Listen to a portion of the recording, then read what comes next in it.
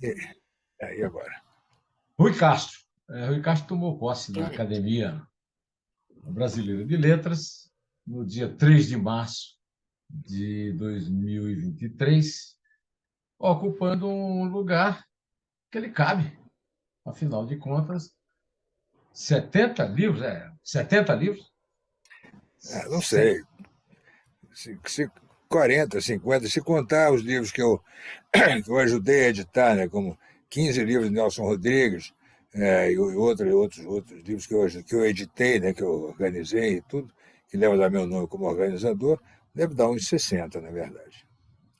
Mas 60 livros, que você vai fazendo, entendeu? Você não percebe que está fazendo tanta coisa, né?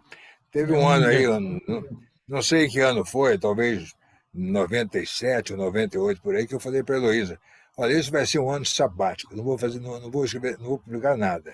Nesse, publiquei 7 livros nesse ano, dos quais 5 do Nelson Rodrigues, né? Da obra do Nelson. Então, foi um ano sabático. Mas eu vou começar. Olha, eu fiquei muito emocionado na tua posse, com o teu discurso, e a minha emoção tinha uma razão pessoal. Em 1968, eu, em Campina Grande, na Paraíba, lia Você. Você estava onde? 68? 78, eu estava no Correio da Manhã. Correio da Manhã. Lia o Nelsinho Mota, na última hora, se eu não me engano. Lia Exatamente. O Nelson Rodrigues na, No Globo. na manchete esportiva, meu personagem da semana. Isso Né? aí não. Nessa época ele não era mais, não Já existia não nem era, manchete era esportiva. no Globo, era no Globo, ele fazia Ele tava folhetim no Globo. fazia isso com É, esse título, é, mas não era no Globo. É. é. Então, eu vim para o Rio em 69, e em 69 eu queria conhecer Rui Castro. E aí minha vida, a vida dele tomou esse rumo de vida de estrela, a minha vida tomou outro rumo, a gente veio se encontrar depois, e eu nem me lembrava disso. Agora, quando você começou o seu discurso na academia, um discurso brilhante, eu me lembrei disso, disse assim, pô, esse cara é 3 anos mais velho do que eu, como é que ele pode ter sido meu ídolo na adolescência? Ele também era um adolescente. Você... meus ídolos eram meus ídolos eram o Gerson de Oliveira Nunes, meio armador do nosso Flamengo, né? Você e o Nelson Rodrigues. Ah, e o João Saldanha. Tinha um meu personagem da semana, o João Saldanha, no túnel do Maracanã, É. Botafogo campeão de 59, e eu achava aquilo o máximo. Eu fui chefe do João Saldanha, imagina. Pois é, como é que você me explica isso, cara? Você com 20 É que anos, 21 anos? eu tinha 19 anos, né? Quando eu fui para o Correio da Manhã, eu tinha 19 anos e, na verdade, não foi bem a minha estreia. Né? A minha estreia foi aos 18 anos, no Jornal de Letras, que era um jornal literário mensal que era publicado aqui no Rio pelos irmãos Condé, né? Pelo Elísio Condé e outros. Né? E lá, graças a Ino Grunewald, né, que foi um dos meus dois grandes padrinhos, né, que me levou para escrever no Jornal de Letras e depois me levou para o Correio da Manhã. Onde, dali a alguns meses, eu conheci Paulo Francis, né, que depois me tomou pela mão e me levou também para a revista que ele editava, que era a revista Diners, e também no próprio Correio da Manhã, onde ele se tornou editor do segundo caderno e do quarto caderno dominical, que era o grande caderno cultural da época, durou um ano e pouco, né? Esse quarto caderno que o Correio da Manhã publicou aos domingos, direção do Paulo França, era um escândalo. Você pega a coleção do jornal hoje e vê os colaboradores que ele tinha, né? Até eu fico com vergonha, né? Porque eu nessa época tinha 20 anos e estava lá escrevendo ao lado do Humberto Eco, impressionante, né? Aí você falou na Dines. Eu tenho a impressão que a Dines já era nesse ano. Quer dizer, você já tinha 18 anos quando escrevia na Dines, não é isso? Não, tinha 20, na verdade. Foi em Já tinha 68. 20. Ah, A Diners durou é, durante todo o ano de 68 e é. foi fechada pouco Pois depois do é, ato 5, que o França foi preso. eu conheci você na Dines. Eu conheci você na Dines. É. Mas aí você, no seu discurso, você fala da palavra, o poder da palavra, a fama pela palavra. Né? Quer dizer, essa senhora do Idivana, que seleciona assim, alguns e os premia com a sua intimidade. Né? é o seu caso. Mas a sua. Não, não. Não creio que seja a palavra que decide isso. Quem decide é a pessoa que usa a palavra. Entendeu? Que é isso? É um esforço contínuo, é uma luta permanente, é uma intimidade que o escritor ou o jornalista toma com a palavra, até contra, às vezes, a vontade dela, e isso é possível por esse combate diário com a palavra. E quanto mais cedo a pessoa começar, como eu, é melhor. Eu sempre escrevi, entendeu? A única coisa que eu fazia na vida, além de jogar futebol e namorar os amigos da minha irmã, era escrever, entendeu? Então e escrevia de tudo, né? Fazia, tinha 11, 12 anos, escrevia crítica de cinema, criticava o jogo de futebol que eu tinha visto na véspera, entendeu? Quer dizer, tudo isso fazia para mim mesmo e achava que ótimo, né? Porque eu sabia que um dia eu ia fazer isso profissionalmente.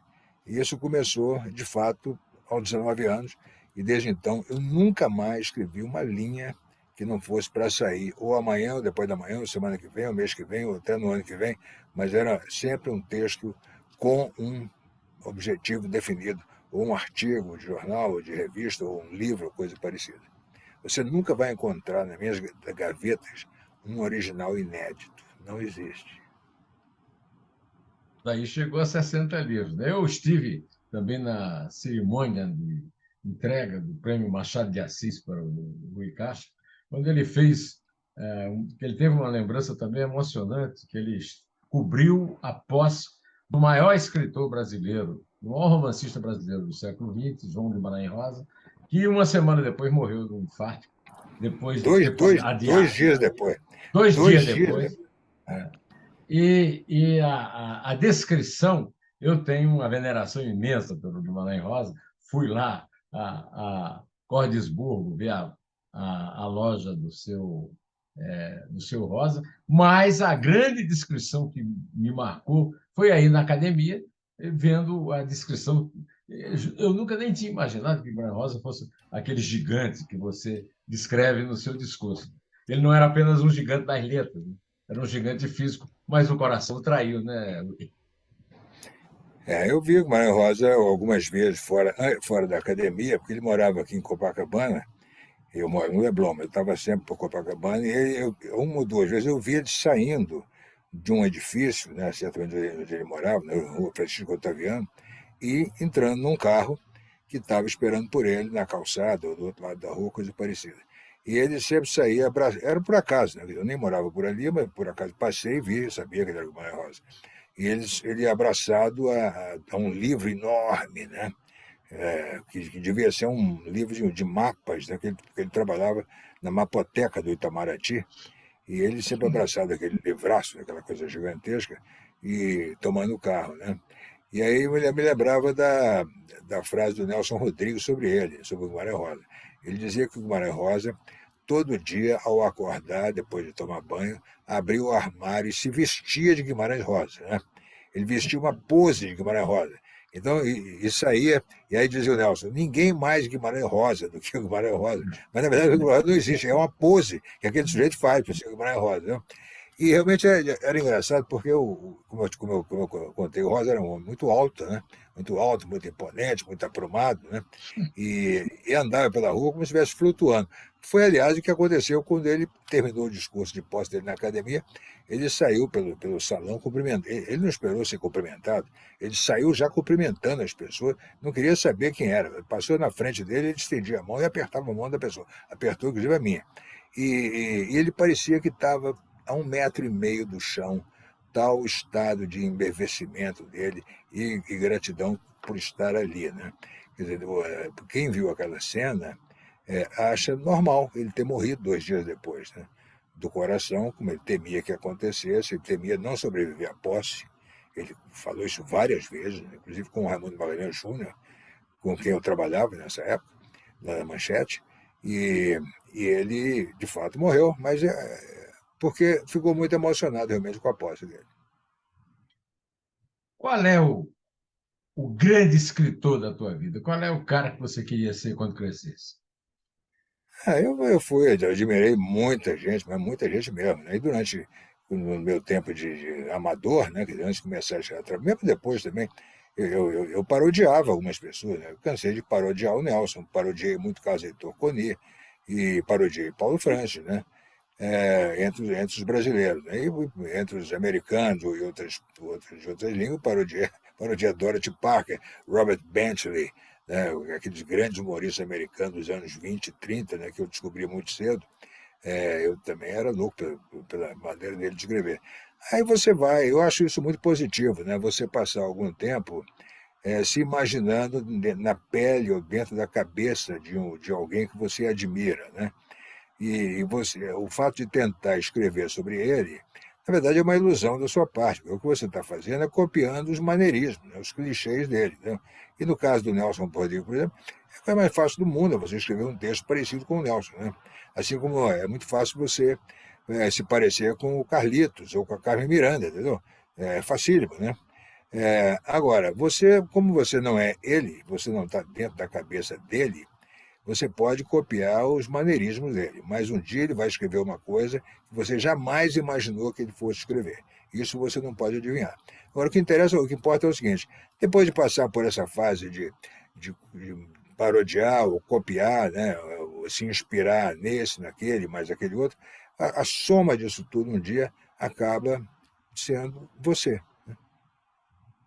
Isso aí. E você esqueceu aí o Dashiell Hammett. Você tem uma predileção especial pelo Dashiell Hammett, né?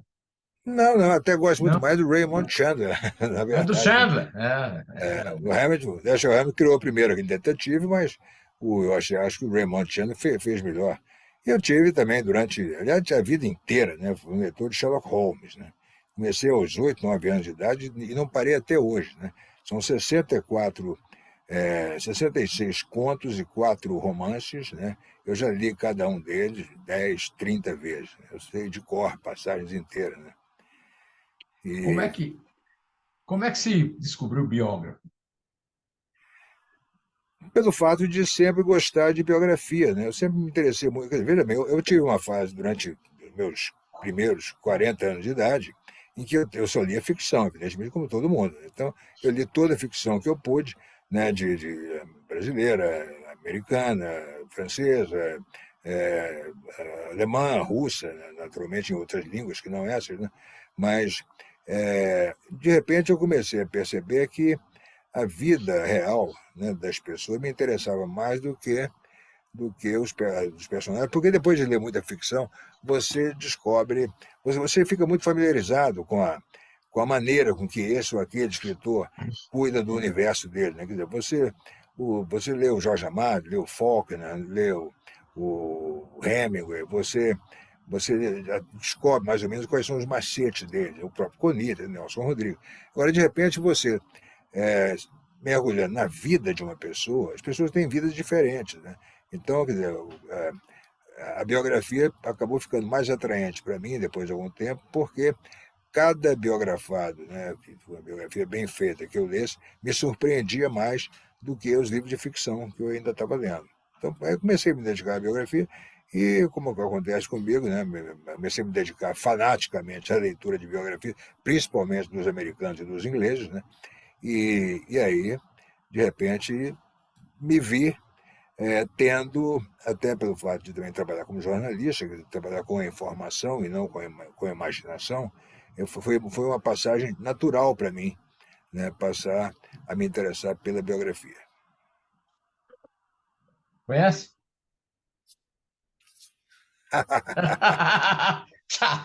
Olha aqui, isso aqui é o resultado dos teus cursos, não é isso? É. Aí o cara que vai ler diz assim: deve ser um livro chato, aliás, tá de curso. Nada, rapaz, é o livro mais engraçado, mais agradável que eu já li na minha vida. E aparece aqui, inclusive, as idiosincrasias do Rui, né? Por exemplo, nada de autobiografia, né? Nem a dele, porque ele disse que não confia nele mesmo. Me lembrou o Groucho Marx, né? Não entraria num clube que o aceitasse como Que eu sócio, aceitasse né? como sócio. Mas é verdade, essa é uma frase profunda, importante. A pessoa não sabe que o humor, às vezes, é muito mais sério, né, do que a frase, né, profunda, etc. Né? E eu acho isso, quer dizer, se você se diz a pessoa que se diz um autor de uma autobiografia, ou seja, de uma biografia de si mesmo, né? Eu quero saber também, quantas pessoas você ouviu a seu próprio respeito? Você ouviu 100 pessoas para falar de você? Foi perguntar a 100 pessoas coisas a seu próprio respeito? Você foi perguntar a 200 pessoas? Não, claro que não. Eu sentei e escrevi. Você escreveu da sua própria cabeça. Você só ouviu a sua própria memória, né? Você não ouviu a memória dos outros. A sua memória deve ser ótima, porque toda memória é seletiva, você só se lembra das coisas boas que você fez, né? E, e você é capaz de alterar muita coisa que você fez para parecer melhor no filme. Eu não acredito nisso. Agora, eu acho que as pessoas que, se quiserem escrever uma coisa dessa, deveriam escrever, entendeu? Eu só não quero que chamem de autobiografia. Se quiser chamar de memória, perfeito. Escreva, você recorra à sua memória para reconstruir a sua vida no papel, tudo bem, publica esse livro, deve ter metade ali, deve ser a sua imaginação, mas daqui não importa, daqui a 30, 50 anos, se você for uma pessoa importante, alguém vai escrever a sua biografia de verdade e vai usar esse material como uma fonte, uma das fontes, né? É, a- o seu grande personagem é o Nelson Rodrigues. O Nelson Rodrigues, você conviveu com ele nas redações por onde você passou e ele também passou, né?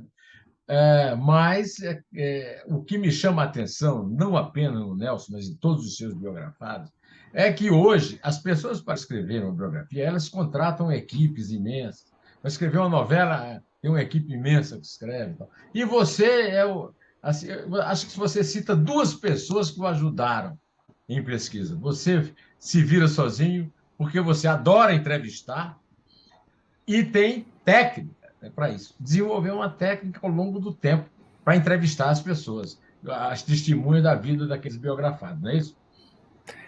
No caso do Nelson, só uma correção. Eu não trabalhei com o Nelson em redação nenhuma.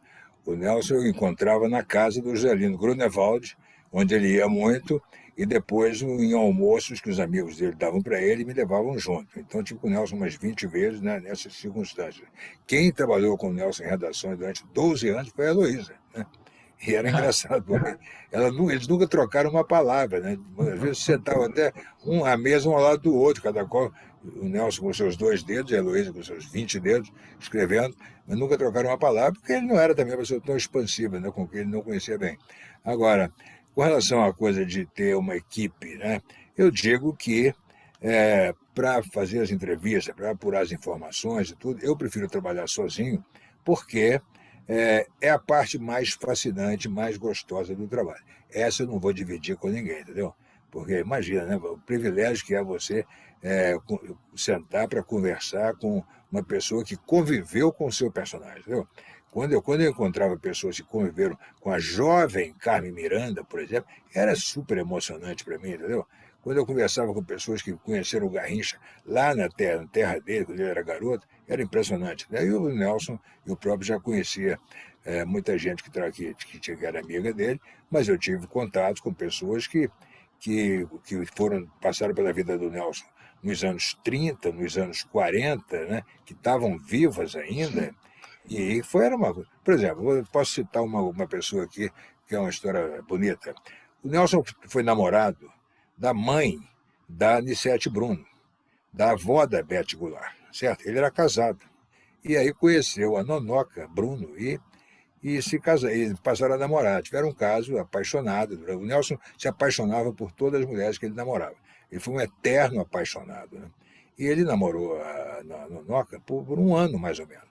Eu tive essa informação, fui confirmar com a Beth Goulart. A Beth me confirmou tudo, me passou tudo, me deu não só as informações, como não sei o quê, a foto dos dois maravilhosos, né, na foto, e por fim ela me deu a própria Nonoca, que estava viva, entendeu? Então eu conversei com a Nonoca Bruno durante horas sobre o namoro dela com o Nelson Rodrigues, em 1947, 48, olha só, né? Nós estávamos já em 1992, olha a distância no tempo em relação a isso. O que paga, sabe, um momento desse, entendeu? Você está conversando com uma pessoa que namorou Nelson Rodrigues 50 anos antes, entendeu? É sensacional, né? E que Dona Elza foi lá e disse assim: o homem é meu, vai embora. Pois é, ela entrou, quando ela descobriu, ela invadiu a garçonnière que o Nelson tinha em Copacabana, onde se encontrava com a dona Noca, e ela pegou os dois filhos, né, eram garotos, né, Tá o aqui. Joffre e o Nelsinho, ela botou um de cada, debaixo de cada braço e disse: ou você sai daqui agora, ou eu me atiro pela janela com os nossos dois filhos, que a janela estava até aberta. Né? O Nelson foi lá, fechou a janela correndo e pegou ela e foi embora com ela, evidentemente que o romance dele acabou ali. Né? Agora, olha só, para confirmar essa história, que me foi contada pela Nonoca, pela Beth, a neta dela, pela Nissete, né, que era filha dela, aí eu fui a Dona Elza. Né? Eu não podia perguntar diretamente, Dona Elza, a senhora um dia pegou os filhos se jogar pela janela? Eu fui primeiro no Joffre e no Nelsinho, filho do Nelson, que me confirmaram a história, e aí eu pude tocar nesse assunto da Dona Elza, porque os filhos dela já tinham me falado. Né? Então eu tive a confirmação dessa história em 4 ou 5 ou 6 fontes. Né? Então não há a menor dúvida que isso aconteceu, porque todos os participantes me contaram a mesma história. Agora eu vou lhe fazer uma pergunta. Olha aqui, por exemplo, uma vez eu encontrei o Zagallo e falei ao senhor Zagallo, você é personagem do maior trauma da minha vida. Ele disse, qual foi? Ele disse, Garrincha, Didi, Quarentinha, Amarildo e Zagallo. Ele riu muito e tal.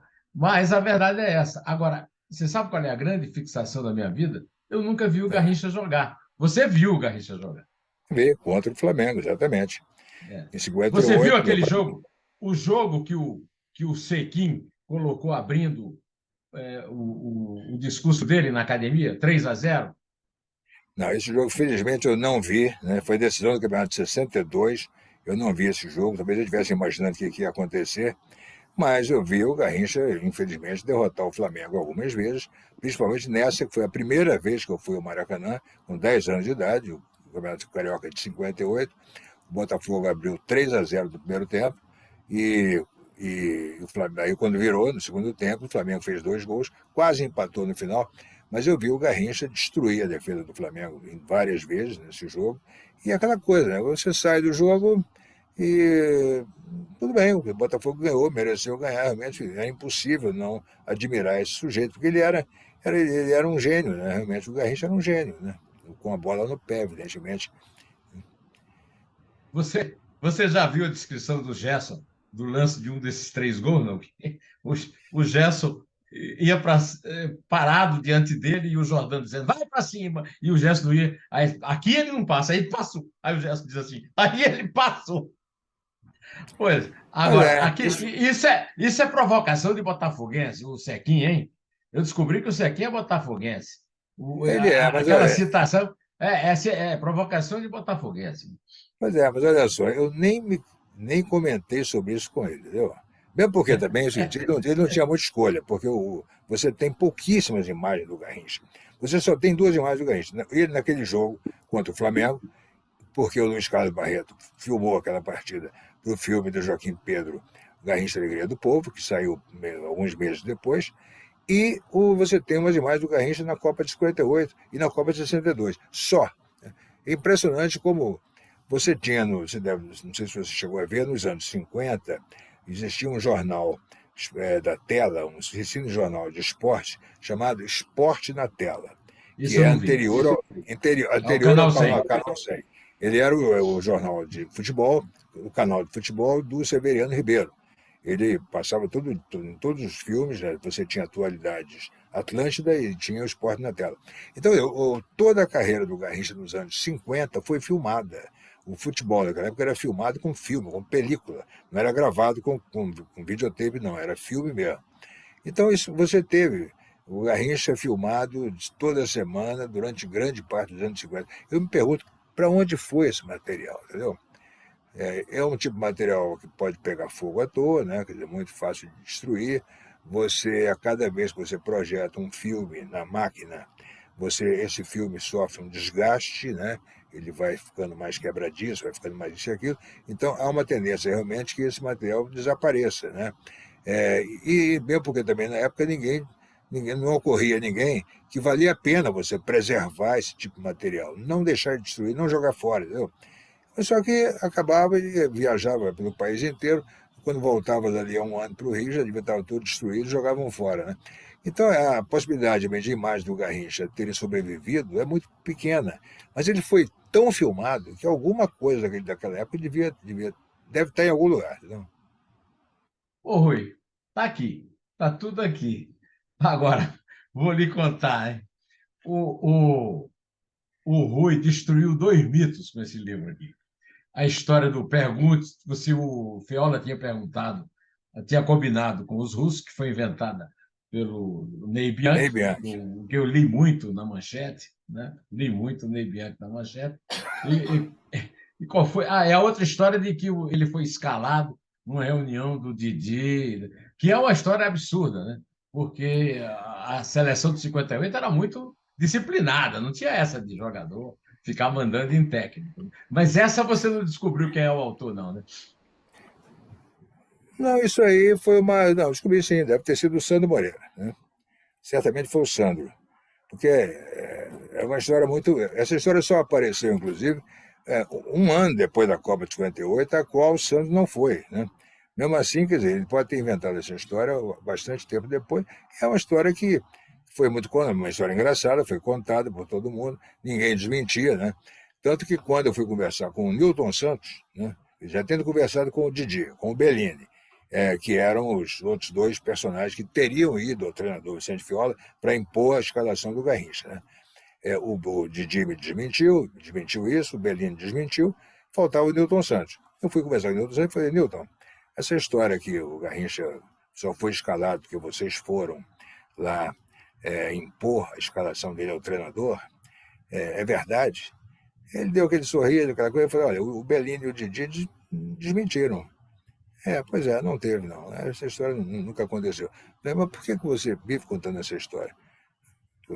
Foi até uma pergunta meio agressiva. Né? As pessoas perguntam, eu falo. As pessoas gostam de ouvir essa história, eu conto. Né? Eu conto. Quer dizer, uma coisa meio irresponsável da parte do Newton Santos. Né? A partir É. dali, o fato é que ele parou de falar isso e depois eu vi ele, casualmente, na televisão, desmentindo essa história na televisão. Agora, não adianta, entendeu?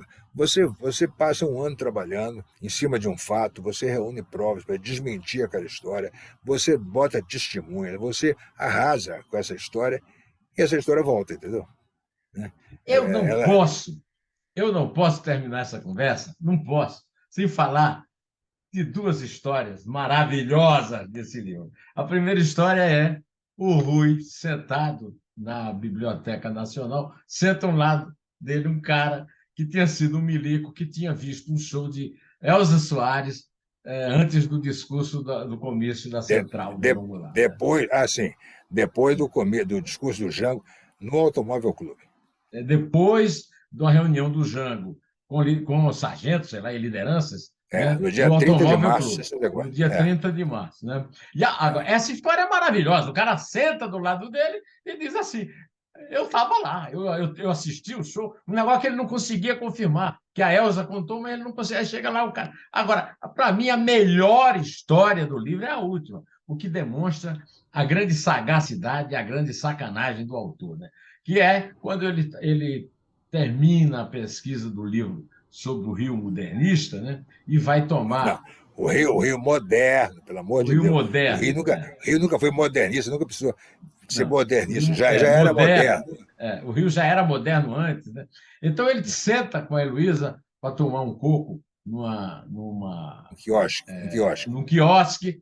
Aí ele diz para ela: eu estou preocupado com a coisa, porque eu não tenho ainda autorização da família do J. Carlos para usar na capa. Aí sai com a Heloísa e um cara vira para ele e diz assim: Luísa Seixas, Rui Castro, sou fã de você. Não, Sou neto de JK. não. A gente estava tomando um coco no JK. quiosque, aí tava na hora de ir embora. Eu não sabia que horas eram, porque eu não uso relógio. E aí passou uma pessoa atrás de mim e eu perguntei, por favor, tem horas? Aí o cara Aí, disse, olha, Rui, são 10h30, eu tenho muito prazer em falar com vocês, não sei o que, tá lá, eu sou neto do J. Carlos, eu sei a admiração que você tem pelo meu avô, não sei o que, tá lá.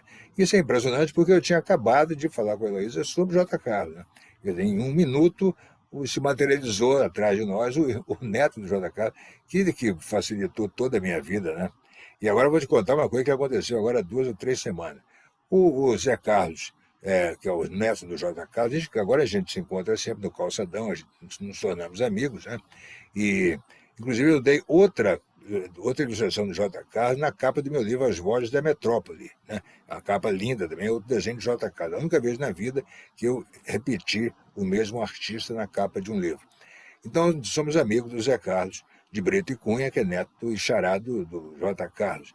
Ele fez uma gentileza comigo outro dia que eu não sei nem explicar. Ele mandou para mim de presente um lápis e uma pena do J. Carlos.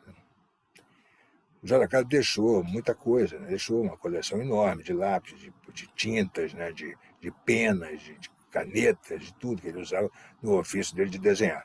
E a família guardou tudo direitinho nos estojos próprios, né? Então você tem hoje toda uma memorabilia de J. Carlos original, extraordinária. Ele morreu em 1950, né? Então você vê, 73 anos depois, você pode ainda manusear, né, coisas que o J. Carlos usava para desenhar. E o Zé Carlos me mandou para mim uma caneta, uma pena, né, aquela caneta de pena, e um lápis com a ponta feita pelo J. Carlos, né? Olha que coisa extraordinária. Parabéns. Vou Olha, fazer uma acabou coluna sobre isso e vou mandar para você. Você vai ler, vai ver na minha coluna, no na site Folha. da Folha, você vai ver a foto dessa pena e desse lápis. Muito obrigado. Nosso tempo acabou. Agora eu só fazer uma pergunta que ele vai me responder com uma palavra. Isso é coincidência ou é sincronicidade? Ui, cara. É sorte, só É isso. sorte! E como é que é a frase do Nelson sobre a sorte? Como é? Sem Como é que é? sorte, você não chupa nem um chicabom, porque Nem o Chicabom. você engasga com o palito ou pode ser atropelado pela carrocinha. Entendeu? Pela carrocinha. Meus amigos, maravilha, né? Olha, não deixa de comprar o livro da Companhia das Letras. Esse livro é realmente impagável e impecável. Obrigado, Rui. Um Obrigado, beijão obrigado. grande aí na Heloísa, grande escritora e companheira de redação de Nelson Rodrigues. É, É isso aí, Rui. Sucesso na obrigado, imortalidade. obrigado, obrigado.